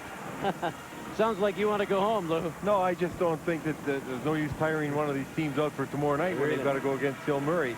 That might give them a little disadvantage. You see, Coach Bill Olson looks like he's already been through the ringer. He knows that his club's got a tough road to hoe to win this game, but they are in good position. They've got a power play for 59 seconds to start off. Even though that power play backfired on them near the end of the second period, they've got a chance to score on Brian Grand's team right now. And you see Brian giving his team a little encouragement, telling them to be ready to go all out and get this game over with. He has a brother who is coaching right now at Thief River Falls, his brother Wendell. So a couple of guys in that family coaching at high school hockey in the state of Minnesota, and we're underway now with an exciting game. It is 3-3 as we begin the third period, and Hibbing will play it up ice, intended for Schwartz. And striding back over to pick it up, Palava played it around the boards, tried to go to Sauer. Sauer trying to free it from the far boards, got help from Fawson. Fawson with a puck, played it to center ice. It is broken up by Rue. Rue is checked on the far boards, and it's knocked down by Gaustad. Potential 2-on-1 as Schwartz on the left gets the puck, and a shot, and the save is made by Peters. And again, Hibbing with pressure as Bemidji now trying to work it out of their own zone, and it was played by Rue trying to go to Schwartz. They come back to Gaustad to the point, and with it is Girardi with a drive, and that's wide. Back of the net, Schwartz over to try and pick it up. And we're back at full strength now. Both teams at equal strength as Bemidji sends Matthews out of the penalty box. Now back in over the line, and Meyer tried to cut to the net. He was tied up by Gaustad, and it was held in but turned away by Hibbing as they dump it down to the corner. Peters will cut it off behind his own goal with 13:40 remaining in the third period, set up by Smith. Smith moving it up ice, take it away very nicely. Held in, played down in the wing. Sullivan off on the pass to Wallers. Comes back to Hardy, who tries to hold the zone. And it's picked up by Palava. Palava going off of the pass whistle, and play is going to be stopped at the blue line of Hibbing. Well, one good chance for Hibbing there as Schwartz took the shot. Peters had to make the save and kick the puck right by Girardi. As we look at the one-goal games these fellas have been involved in, Bemidji's been involved in 5, and they've won 4 of them. So they really haven't had a great deal of them between the two clubs, Hibbing only in 1. Bemidji 4 of 4 in penalty killing so far. And we have a 3-3 game with 13:12 remaining. Back to the point. There's a drive, and it was deflected wide. Baker took it from the point. Eichstad with the puck in the corner. Eichstad with it, trying to move it right out in front, and he was tied up. Eichstad in the corner, digging it out, centered it, but it was cleared away, and moved back up ice now as Bemidji comes back to their own blue line to regroup there. They drive it down to the corner, and Hardy goes back over to set it up. Hardy with the puck, trying to work it out of his own zone. Goes ahead on the pass to Terrell. Terrell tried to go right wing. That's deflected at center ice. 12:35 remaining, and it's driven down back in the Hibbing zone. As Monticelli steered it away and setting it up, Sullivan tried to get the lead and the breakout pass, and an icing will be called against the Blue Jacks. And it's 3-3, and with that score, this is Hockey 86, live from the St. Paul Civic Center. Steve Terrell going to be taking the face-off as we look at goaltender Monticelli, making sure that his players are ready for it. And Matthews tried to draw it forward, and it was broken up by Huseman. Huseman moved it to center ice. Coming back in over the line now on the right side. That lead pass broken up, held in. Paulson with a drive, and that's knocked down by Monticelli. And it's picked up now by Schwartz. Schwartz will try to work it out of his own zone. We have 12 minutes remaining here in the third period. We're tied at 3. And it's picked up now at the blue line of Hibbing. Trying to Aiken with the drive, but it was deflected. Back of the net, going around to the far side, picked up by Huseman. Huseman with a puck for Hibbing, and he plays it ahead. Huseman turned and dumped it in over the line. And Bemidji will come back up ice. And with the puck, here comes Roberts on his off wing. His centering pass is steered away by Gaustad. Roberts went behind the net, up against the netting, and whistle and play will be stopped. Well, for a moment there, it looked like it was going to be a 2-on-1 with Palava coming on a line change. Rod Roberts breaking down the right side, try to get that backhand pass over the defenseman's stick. It was deflected. Otherwise, Palava would have been home alone on Monticelli. This game tied 3-3 with 11:32 to go in the third period. Meyer is out with Sauer now and Palava, and it was held in. Baker with a backhander, and whoa, just deflected wide of the mark. And Hibbing now with pressure in their own zone. They set it up to Gaustad behind the net. We're tied at 3 with 11:17 remaining in the third period, and it's flipped up over the glass and out of play. Well, Hibbing just had a hard break right there, or I should say a scare, as that puck just dribbled by. Rob Sauer's shot dribbling by the edge of the crease. Goaltender Monticelli didn't see it. It was deflected in front of the net and didn't miss by more than 5 or 6 inches. Monticelli ranks 17th in a class of 258. And they have 6 players in the top 10% of their class. And it's played back of the net now as Stavnes over to set it up.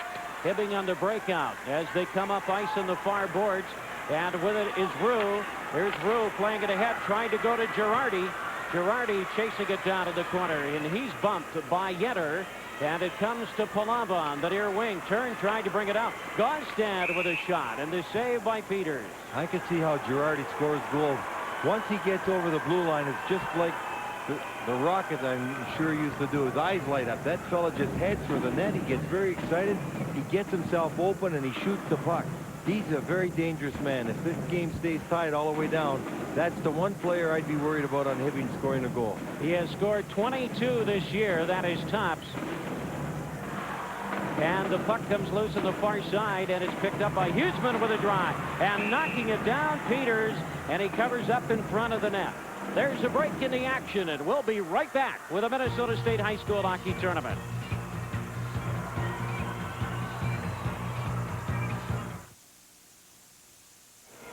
Well, we'll see Tom Sullivan and Doug Terrell both going for the net. Here's the shot. Peters seen a rebound, jumps on it as Waller, Terrell, and Sullivan all go to the net and try and push Peters and the puck right over the goal crease. Steve Peters, 5'9", 135-pounder, 94% on the save percentage for Peters. That was held in by Terrell. Terrell in the corner tried to get some help, and it's taken away by Smith and moved up ice. Smith with the puck, and they go to the Hibbing blue line there. Whistle and an offside will be called on the Lumberjacks. Out of Section 8. They have a 3-9 tournament record. A team that a lot of people feel up in the Bemidji area, Lou, will be back next year. They feel very confident about their underclassmen. Well, they've had a very good program there for a number of years, and they've been developing quite a collection of good hockey players. And it's played now back in the Bemidji zone in a 3-3 game with 10:08 remaining in the third period. And the puck is loose, and Fossen over to set it up. Here is Fossen now for Bemidji. Fossen will work it out of his own zone, leads it to center ice. Tried to go left side of the pass to Smith. Smith cutting in over the line, and he's checked away from the play. With it is Garstad, and he's pinned against the boards. And the puck comes loose now as Hibbing trying to work it on the wing. Eichstad back to Fossen at the point. And Fossen is forced away from the play. And it's picked up by Schwartz. Hedmanigat. That's broken up by Roberts. And now back it over the line. There's a drive by Fossen. Steered away by Monticelli. And it's picked up by Garstad. And he played it to center ice. And it's broken up there by Roberts. Roberts is bumped in the neutral zone. But he goes to Matthews. And Matthews will wrist it in over the blue line. Monticelli knocks it down. And back on the wing going over to set it up. As Hibbing and Bemidji are tied at 3. And we're down to 9:09 remaining. A shot from the point was wide. Off the stick of Baker to Gonstead in the corner, who is bumped, and whistle and play will be stopped, and we'll have a face-off coming up in the Blue Jacket zone. Bemidji applying better forechecking pressure now. They're seemingly getting on the puck carrier quicker. They're not allowing Hibbing to move out as smoothly as they had. However, at one time, Fossen got caught there, and Bemidji trying to keep the puck in. Fossen was caught at the blue line. Hibbing overskated the puck. Monticelli in goal. He was in the tournament last year. Hajduk, of course, was here. And he now with the Bulldogs of Minnesota Duluth. Player skated in the crease and moved the net off, and the faceoff will come outside the blue line. 8 minutes and 55 seconds remaining here in the third period, tied at 3. Bemidji giving shorter shifts to their lines this period than they had the previous two periods, especially George Palava's line that just came on. They haven't had as long a shift, probably feeling the effect of the long shift and the physical play of the first two periods. And it's broken up, and it's set up by Baker, played it in over the line. Knocked down by Monticelli as he gets help from Stavnes. Stavnes tried to pass it off on the far side.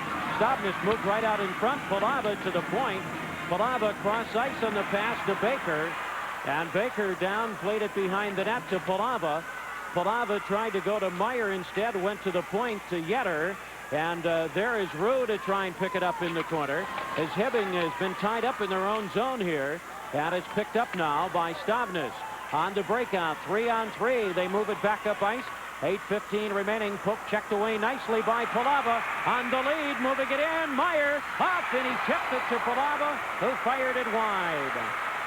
Good play there. That's Meyer trying to stuff it on the short side. And the puck comes loose, trying to hold the point is Baker. Taken away by Girardi. One man back. It's Yetter. Girardi fires it wide. Off the boards on the far side, trying to pick it up now. And here's a 3-on-1 on the lead to Palava. He can't knock it down. Palava in the corner will carry the puck behind the cage. Meyer over to try and pick it up. And we're down to 7:40 remaining in regulation time. At center ice, Boston lost it. Coming in over the line. Here's Terrell. Right out in front. Shot and a goal. It's scored by Wallers. Second of the tournament, 19th of the year. Well, after Bemidji had two good chances, Hibbing coming back with a fine play by Doug Terrell, number 17, getting that puck on a 2-on-1. Seen Pete Wallers all alone in front, made a perfect pass. Here he is here. Terrell looking over to Wallers, makes a fine play.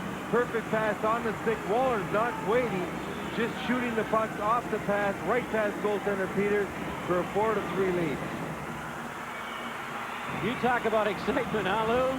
Just unbelievable, the kind of chances Bemidji just missed, and the puck turns over, and down comes Doug Terrell to make a fine play, letting the defenseman slide by and making a great play to Pete Wallers. Bill Olson came into this tournament saying, hey, we may be a little younger, we may not be as quick as they are, or as big as they are, but we can beat these guys. And tried to instill that in his players, and right now they lead at 4-3. But we still have 7:22 remaining here in regulation time. And Gaustad plays it down in the corner. A couple of assists were given on the goal. One goes, we'll pick them both up here in a moment. And we'll move it up ice now. Controlling it, here's Eichstad in over the line. And Eichstad will back it out to center ice to set it up to Johnson. Whistle and play will be stopped. The other assist went to Greg Johnson. And there's a break in the action, and we'll be right back with the Minnesota State High School Hockey Tournament.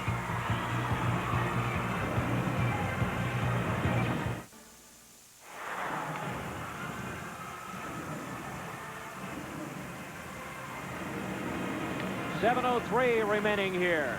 As it's set up now with a 4-3 game, as Hibbing is out in front. And going back is Hardy, and he's bumped along the boards, trying to get help to bring it out. Moved right out in front of the net. And Monticelli kicked it aside. Pressure now as Schwartz goes back in the far wing. Schwartz trying to move it up ice. And it's Control coming up ice and over the blue line. And it's played down to the corners. It went off the stick of Zabodnik. And now coming back over is Bemidji. They set it up on the near wing, trying to bring it out. And it was held in, moving it, trying to go back of the net. A shot taken by Terrell. Over to the Zabodnik on the wing. Zabodnik with the puck, and they try to go to Schwartz in front of the net. Schwartz is bumped down in the corner as Bemidji sets it up to bring it back out of their own zone, and with it is Fossen. We're down to 6:13 remaining in regulation time. It's 4-3. Fossen with a drive, but it was deflected. And there's a break in the action, and we'll be right back with the Minnesota State High School Hockey Tournament.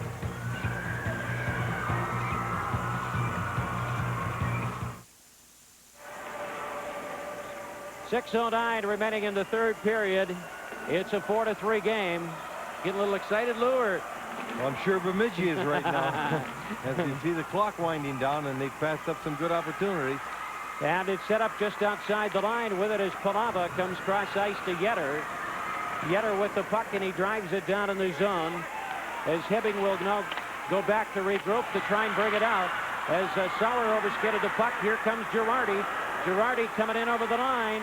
Girardi's drop pass as he tried to go to Rue is taken away by Yetter. Yetter looking ahead on the pass. That's broken up. Now coming back in over the line, it's Girardi. Girardi lost it. It's turned away by Palava. Palava tried to go right side to Sauer, and it deflected to Girardi, and he backhands it down in the corner. 5:25 remaining in regulation time. With it is Palava on the lead to center ice. Knocked down in the neutral zone. And Hibbing trying to pick it up. Sullivan working the wing with help from Terrell. Back of the cage on the near side. Baker tried to clear it. It was held in. The shot was taken by Hardy. Hibbing setting it up, trying to go down to the corner. They go back to the net. They have the lead. Back to the point on the left side. A drive by Harding is knocked down. And it's cleared by Palava. They got Meyer out in front. It's Palava carrying it in over the line. Down goes Palava. And no penalty called, no whistle or stoppage of play. And it's broken up now. With it is Roberts. Roberts will go back in his own zone to regroup. With him is Darren Fossen. We're down to 4:40 remaining in regulation time. On the lead to center ice. Lynn trying to pick it up. Carried in over the line, trying to work to the net. And it's kicked away. Shot fired wide by Eichstätt on the rebound. And the puck is loose in the corner. Trying to dig it out is Smith. Smith moved it in front. And it's cleared by Gaustad. Here's Gaustad moving it up ice. Gaustad in over the blue line. And he's taken out of the play. And again, no whistle. And the puck continues to roll behind the net. Picked up by Eichstätt. Eichstätt on the breakout of the lead to Lynn. Lynn goes off on the wing to Smith. Smith to the blue line. Smith in over the line, cutting to the net. He fired a shot. It was deflected out front, and it's clear now. We have 4 minutes remaining in regulation time. Hit over the line, trying to get off his shot, pushed down in the corner. Bossendorfer angled it off the boards, cleared it to center ice. Smith trying to pick it up, and Hardy comes back, and he beats Smith to the puck in the corner. And he tries to get some help as Hibbing will set it up to bring it out of their own zone. This is Girardi. Girardi coming in over the line. Girardi drop pass, and the glove save by Peters dropped it to the ice. And now it's Bemidji working it out of their own zone to Aiken on the right side. Driven back in over the line as Bemidji sets it up in the neutral zone. Hibbing regrouping there, knocking it down in front of the bench area. And we have 3:18 remaining in regulation time. With it is Roux.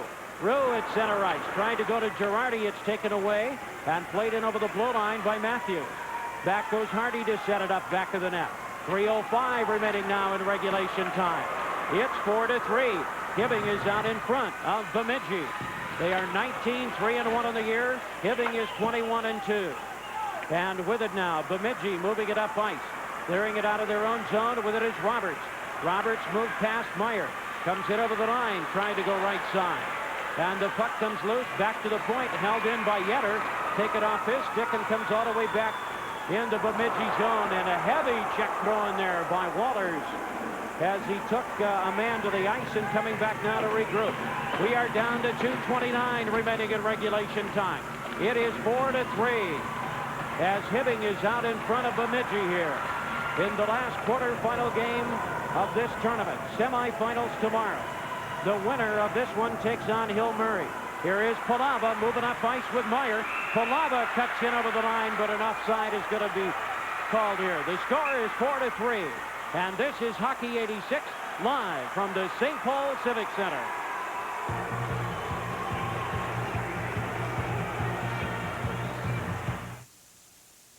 Well, Bemidji gets a big break. Steve Terrell, after the offside, goes down in the corner and gives a high stick to Palava.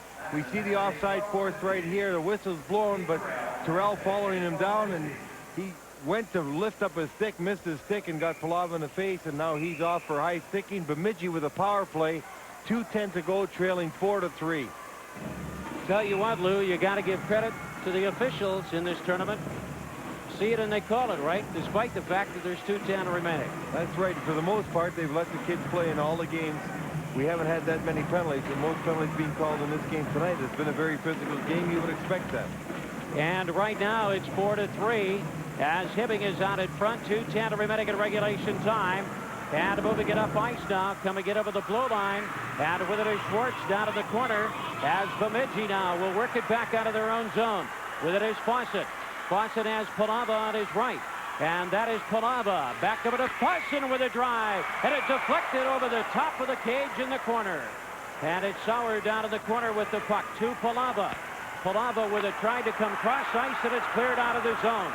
We have 1:42 remaining in regulation time. 1:30 in the penalty time. And Hibbing leads Bemidji by a score of 4-3. Fawcett on the lead, working it up ice to Yetter. And it's played off the stick and back in the zone as Huseman got control of the puck. And we're down now to 1:23 remaining as it's set up by Yetter. Here's Yetter with the puck coming in over the line to Sauer.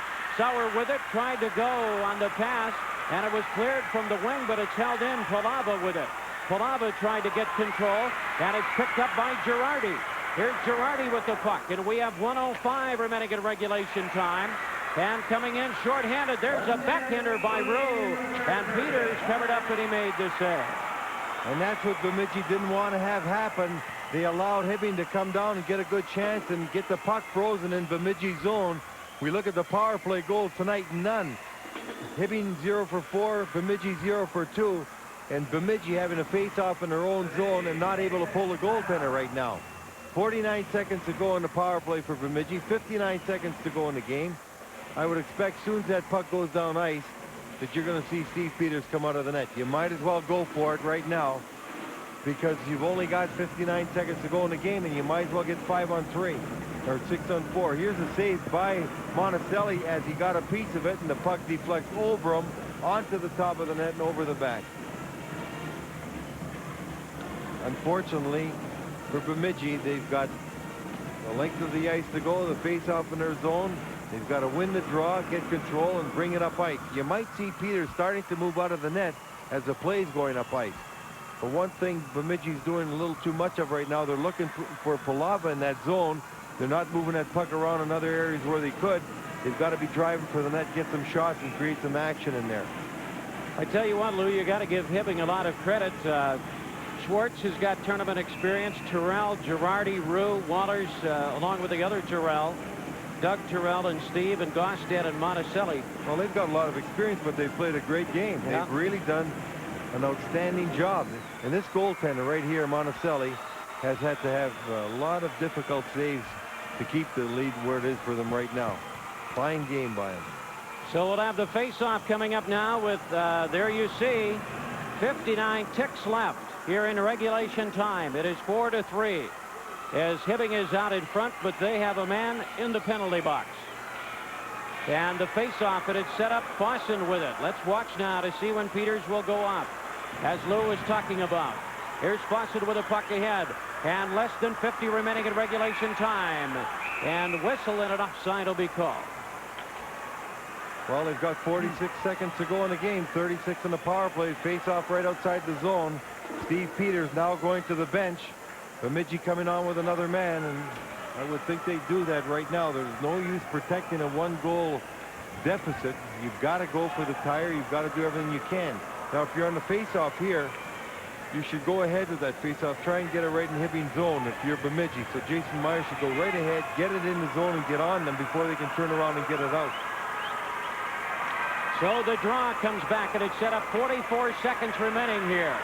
As Bemidji down by a goal. Palava with the puck moved it right out in front of the net. And Palava fired it wide of the mark. It goes to Gostad. Backhanded, and Fossen tried to hold the zone. Girardi picked it up. Here's a 2-on-1. Girardi with a shot deflected off the body of Yetter. Yetter down to the corner, leaves it go.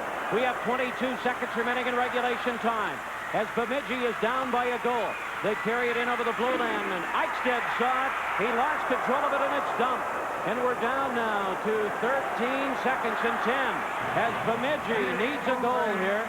5 seconds remaining as Palava. It's not going to happen as Hibbing has won this game.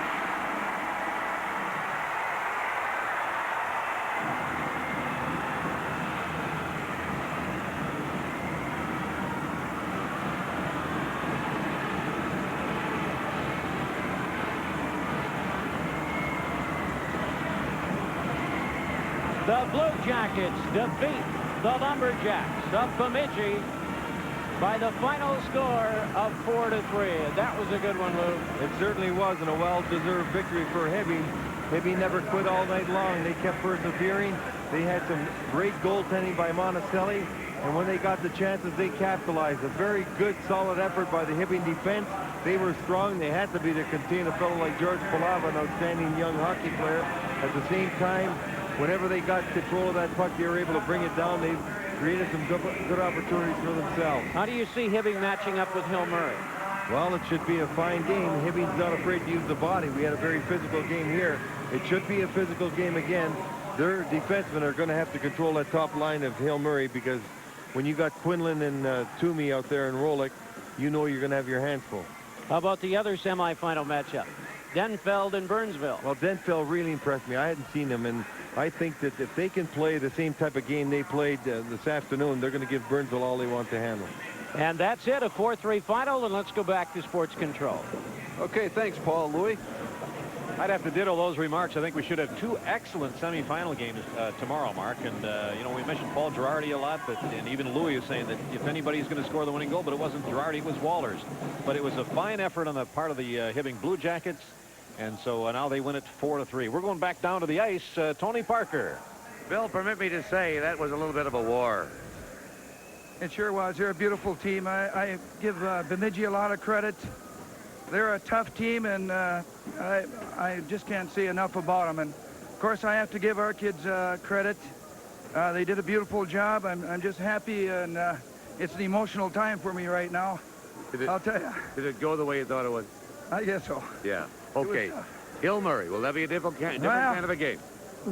Right now, I never even thought about Hill Murray. I thought about taking this game one period at a time, and I knew that we had a quality team if they'd dig in at the bottom of their hearts, and a lot of things could happen. And we've been a third period team, and they came through. Yeah, but I have to credit Brian Grant and Lyman Brink. They did a beautiful job with their team, and I wish their team the best of luck too. Okay, 9:05 for you tomorrow night at Hill Murray. Okay, well, come ready. I hope I have a voice for tomorrow. Good luck. Okay, back to you guys. Don't worry about it. Terry Skrypek doesn't have one either. The coach of Hill Murray. Class guy. 9 times this year, Ralph. Hibbing came from behind to win games. Their 10th one was the most important one of all, putting them into the semifinals tomorrow night against Hill Murray. Live from the St. Paul Civic Center, this is continuing action in the 1986 Minnesota State High School Hockey Tournament.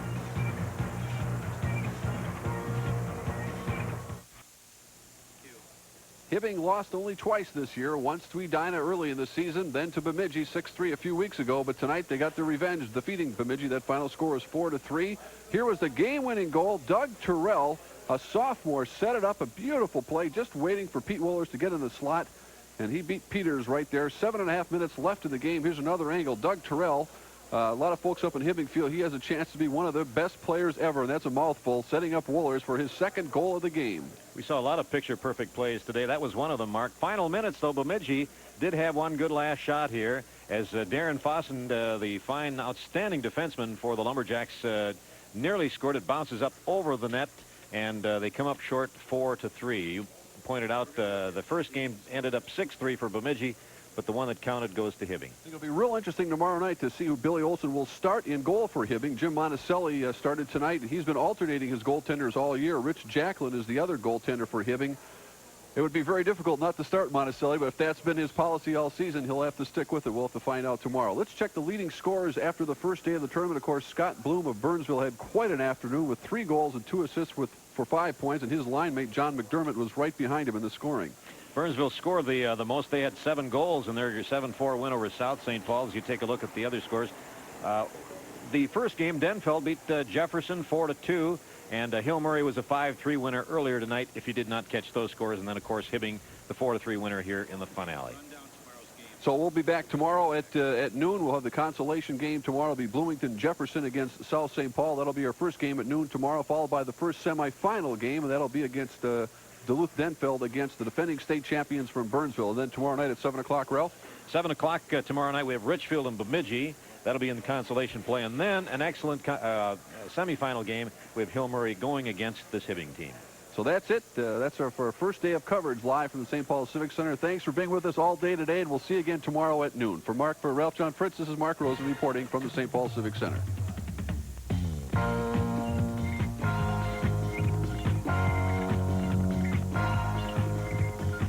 Hockey 86 has been brought to you by Wheaties, the breakfast of champions.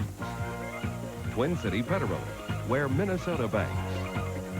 Scotch, makers of high-quality magnetic media recording products. Chevrolet, who invites you to live the style, performance, and fun of Chevrolet in 86.